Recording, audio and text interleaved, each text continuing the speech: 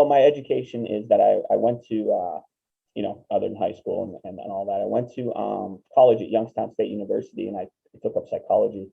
And while I was doing psychology, I was also taking journalism, and I always had a fascination for writing, and I was always drawn to writing. But then in my journalism class, I discovered I could write, and my professors were really impressed with my writing skills. And so I started thinking more and more about writing while I was majoring in psychology. And while I was kind of writing on the side, I started to realize I could write, and then I just gravitated over there. And slowly, I took part-time jobs until a certain point, and I'd always read comics. I'd always loved comics, so I'd always been writing scripts for comics along with novels and stuff like that. And eventually, I just made my own comic, and with an artist, because you have to pair up with an artist in comics. And we put it out there, and it did really well. Some really esteemed companies had some great feedback, and it kind of took off from there. So, and then slowly, and I worked my way into the comics industry by getting noticed.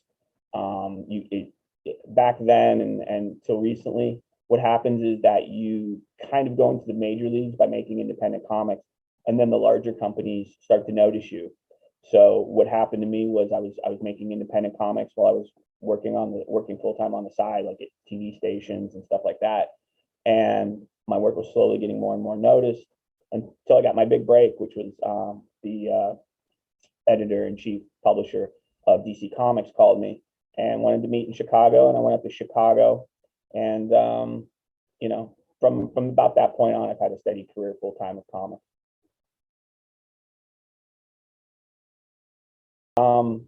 Think of a comic book as an animal, and a graphic novel as a dog, in the sense that not all graphic novels are comics, but not all comics are graphic novels. So in the sense, a comic book is the actual medium and the craft and the way something is storytelling. So it's basically sequential art, which is words and pictures together, put in some kind of format. And that format can be anything from 22 pages to 16 pages, which some people call a floppy. And then you can collect those into a book, or you can make a book to begin with, a thicker version of that. And that is the graphic novel. The graphic novel is basically either, the easiest way to say graphic novel is to say it's a thick comic. And so it comes down to the format. Now, some graphic novels collect a series of comics, but some graphic novels are called original graphic novels, which is just a thick story that's new. So that's essentially the nuts and bolts of it. However, the masses, the public, have come to know graphic novels because of the way they're marketed through movies as something more serious. But it's not. It's just a format definition. And it's just a thicker comic book that either collects or is original, but is thicker. When I was really small, I would buy comics, and I would cut out the pictures, and I would make stories with the pictures with the characters. So I always kind of had a knack for whatever that was, whatever storytelling that was. I enjoyed doing that. Then I started reading comics more heavily, maybe around 10, 12 years old, like seriously reading them. And I started to like the format. I was a kid, just like people 100 years ago used to love pulp. Comics are kind of the same thing as pulp, in that they're a getaway, they're a cheap form of entertainment. So kids would buy pulp then, and kids buy comics now or recently. And I just fell in love with them. And so when it was time for me to write, I eventually just started. Well, let me back up. What made me really fall in love with comics then was I was introduced to some writers who elevated the medium and made me realize that comics did not have to be for kids, which is kind of a stigma that's attached to comics now. But if you look at the works in the 1980s of Alan Moore and Frank Miller, and how they elevated the platform in terms of just almost literature, and you can call it literature, it is literature in a way, but the themes they were dealing with and the way they were telling the stories was so far above everyone else. And then books like Maus came out, which deals with the Holocaust and uses cartoon characters to kind of do it as an allegory. The everybody knows some of those books today as Watchmen, which was made into a terrible movie. But everybody knows those books today from the movies that were made. But some of those were real leaps in the format, and that made me really. That's what really inspired me to be a comic book writer.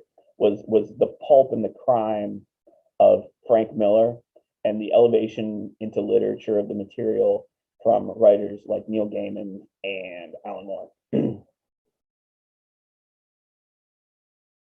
You know, they come from everywhere, and I could be reading something and take a little note from it, and I said, oh, that would be a cool idea. And or a lot of times it's a song. Like songs are really good creatively. They tap into a part of the brain that's very creative. So when you listen to music, your brain kind of goes into another mode. And sometimes I'll listen to a song and I'll come up with a story that has nothing to do with the lyrics of the song or the song itself, which is good because you don't want to copy the song.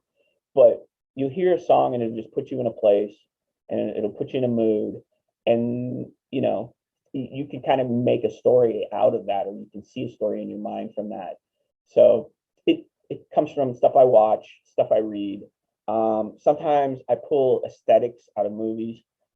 There's a great movie about a year ago called Possessor, and it had a really unique aesthetic, and I used it I kind of built out of that aesthetic into a book that now will be released later this year. And so ideas come from everywhere. And I have a book out now called The Kaiju Score, which we're doing the sequel now, and that was inspired by the Donald Westlake Parker series, which is a series of crime novels about heists. And I love that series of books. A lot of people do. And so what I did was I wanted to say, how do I make a contemporary tale? How do I make a contemporary heist tale? And so, I took the Parker novels and I said, oh, I'm going to add an element to this, which is very unique, very contemporary. And I did, which was I put giant monsters in it, and then they try to pull off the heist during a Godzilla attack. So what I did was, I started there and I added an element, and that's one way. Stories come from everywhere and they evolve differently every time. But that was one step process that got me to one of my books. No, you definitely do not. For the most part, 99% of writers are not artists, and most artists are not writers. There are a lot of artists. There are a lot more artists who are writers, and that means they started out as artists, and then they kind of evolve into storytelling, and they can do their own books. Most writers can't draw worth a darn, or they would be probably drawing their own books, especially in the beginning to save money. But the fact is that for the most part, they are two different occupations in the industry. A writer writes a script, and an artist draws the script. A lot of times, there's a lot of collaboration in between, and there can be some overlapping. Like I could do layouts for them, and they can obviously contribute in some of the writing and some of the ideas and stuff like that. But it is by no means. A lot of people ask me, they're like, oh, wow, I can't. I tell them I'm a comic book writer. I work in comics, and they're like, wow, I can't draw at all. And I'm like, well, neither can I. And they're like, they don't understand it first, and I try to explain to them that it's two different occupations. When you are coming into this, it's really hard to find an artist to team up with an artist. It's really easy for an artist to team up with a writer, because talented artists, it's a commodity, because it's harder for a writer to prove himself. It's easy for an artist to prove himself. Meaning if an artist is good, you know it right away. A writer, you have to read a script a lot of the time, or sometimes people don't notice a writer is good. It's a longer process for a writer. So when you're coming in, you need to find an artist. And if you have no work behind you, you have a choice. You can either convince the artist to share the profits with you to make a book that's your idea, or you can pay them a page rate to make your book. The other thing is that you could maybe come up with an idea together. That's kind of a third sort of option out there. But it's really hard as an incoming writer to find an artist.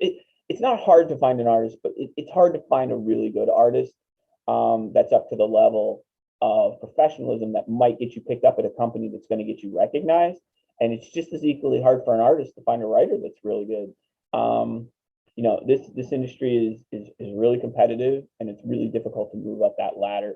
So you need two people who are really skilled to do that, and finding those two people finding each other is can be tricky. Yeah. Breaking in the comics is breaking. Everybody has their own definition of breaking in the comics, but if your goal is to write Batman, it typically as a writer is a long road, because you have to prove yourself to get to a level where you can produce a comic every month at a professional level, at a writing level. It's the same thing as screenplays for screenwriters, television shows. You really have to. It's a difficult road to get there, and you have to be talented, and you have to know your craft to get there. A lot of people give up because it sometimes a lot of writers, and I'm speaking of writers only in this circumstance. It takes them about 10 years to get to wherever they want to be, whatever that is, and it's whether it's to perfect the craft, to get noticed, the combination of all those things.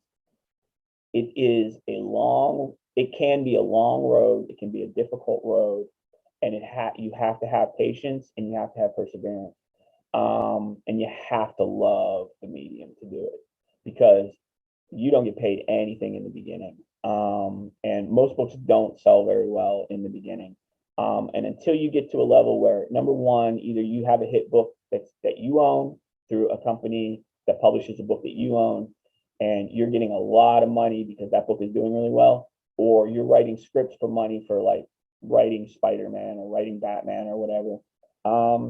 Most people they have other jobs for a long time before they get there, and most people can't get there full time.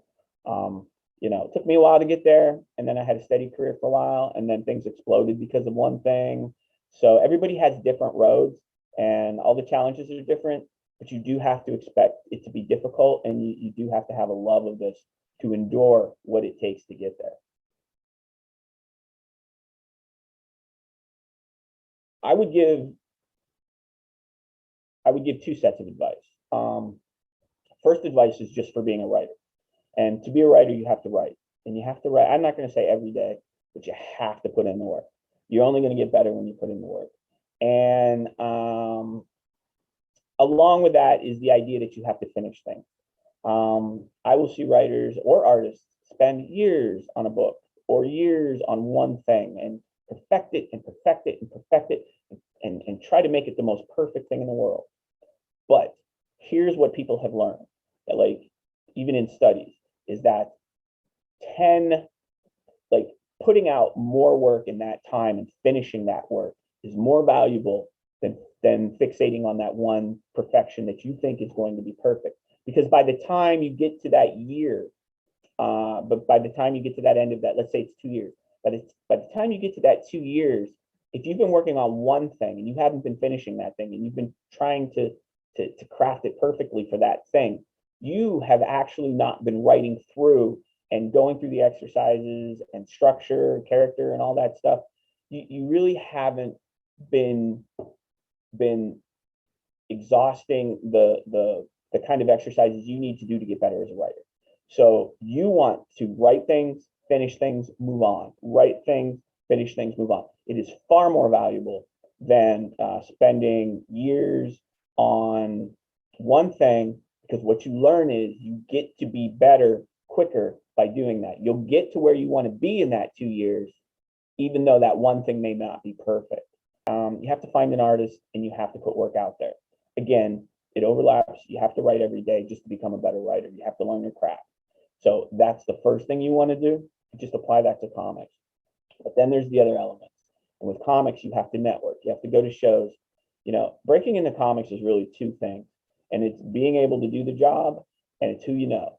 And I don't mean who you know in the sense of like a nepotism sense. I mean who you get to know. The difference between who you know and who you get to know.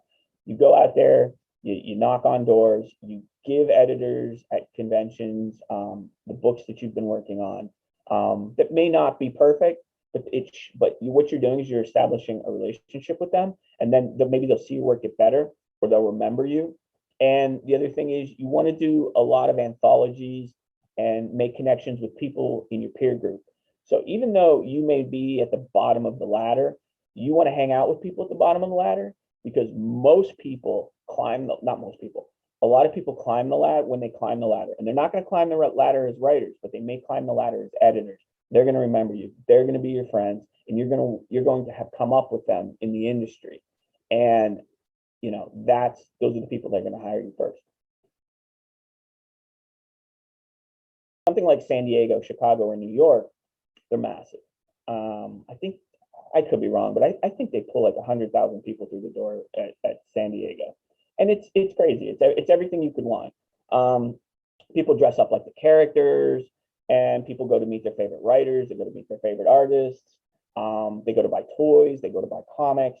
A convention is really the first time you go. If you go to a mid-sized one or a larger one, it's just an overwhelming experience. Everything is larger than life and colorful, and they're a lot of fun. And there's different ways you go to these things. Now you can go as a fan and buy things and talk to the people that you might follow the work of. But when I started going to these things, I went as an independent creator, and that's where I formed the friendships and the networking. And what that ends up being is it's a whole bunch of people who are there trying to sell their books, trying to get noticed behind tables. They pay for a table, and you're trying to get people to read your work, and you're trying to network with the people at the bigger tables like Marvel and DC with the editors. And after hours, you're socializing a lot. And so it's I assume it's not that different, but it's one experience as a fan, and it's one experience as a creator. So it becomes a culture as a creator. You grow up in that culture, you make friends in that culture, and for years and years and years, you meet these people at these conventions. And you go to dinner with them, you drink with them, you sit at a table with them. So it's hard to say. It's such a gradual thing. It kind of runs together, but I really started to start writing comics early 2000. I think I was toying around non a little before that, but in the early 2000s is when I started taking it seriously. And so I would say I've been writing seriously in comics, making my own work. At first self-publishing, and then of course being published. Early 2000s. And my career has gone up and a little down and up, and that, just like an actor or something like that. Anyone in the entertainment industry. I've written Batman, Star Trek, Harley Quinn, Buffy the Vampire Slayer. I worked for Zenescope and did a very, very popular title called Grim Fairy Tales. Right now, currently, I would say, Kaiju Score was a very big hit last year in comics, as well as it had the movie deal. And right now, like, you can pick up all of these on Amazon, or you can go to your comic shop and they'll probably have collections of some of these. But right now, my big book is, my last book to come out was called Campisi, the Dragon Incident. And it was basically about a mob fixer who has to take care of a dragon. My book before that was the first Kaiju Score. And my book in April coming out, my next book is Kaiju Score 2. It's Steal from the Gods. It's volume 2. And then I'll have a book coming out pretty soon after that. And then along with that, I talked to other companies about working on some projects. Like just 2 years ago, it wasn't published because they changed directions, but I worked on Suicide Squad. I got paid for it, and it'll eventually come out with something with some collection. So, as a comic writer, you write a lot. It's not like a novelist that might have one book or two books a year. It's more like writing for a television show, in that you have multiple scripts coming out typically per year.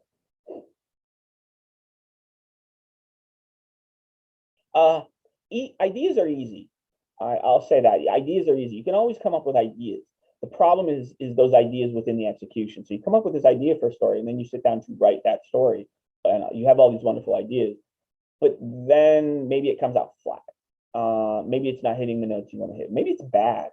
That writer's block doesn't typically occur at the idea stage. It occurs at the execution stage. And it's being able to get that work to the level that you want it. That is typically where I find my writer's block. I'll read something and it's flat, or I go into a scene and I just don't know what to do to execute what I want to do. That's the thing that a lot of people don't understand about writers. All writers become really known for a certain voice or a certain style, but a lot of the time, writers will write anything. If you look at like someone like Clive Barker or Neil Gaiman, they'll write horror stuff, but then they'll write fairy tales for children. I could absolutely do that, and I have stuff planned and I have stuff developed, and I just tend to gravitate towards this other stuff first. And if the opportunity presents itself, I'll absolutely do a children's book or a young adult or something along those lines. Now I've had two studio deals. I had one years and years ago, and it was a nice deal. But recently, I did have a big studio deal. My book Kaiju Score through Aftershock Comics, and which I co-created with Rem Brew. We made this book, and Aftershock picked it up, and they went out, and it's standard now for whatever book you have for the companies to shop it around to the studios. That's where the big money is. And so this time they shopped it around, and studios went crazy. In the end, I don't have the specifics, but I know that Sony and Universal and Netflix all at one point were involved, and it got into what they call a competitive situation. I'm not sure if that's exactly the same as a bidding war, but they essentially got into a little bit of a bidding war for my book Kaiju Score, which runs up the deal. And it ended up going to Sony Pictures, and right now the screenplay is being written by the Guns. And it was a big deal, and I mean that literally and figuratively. It boosted my career more, and I don't want to get into specifics of money, but the amounts, not all of it comes to me, not all of it goes to my co-creator, but the amounts at the top were large. And that does not happen. I can't say that that's going to happen for everyone, but it does happen. And those deals are out there, and hopefully people are successful and that occurs. And I happen to be one of the fortunate ones that Rem and Rem Brew and Aftershock.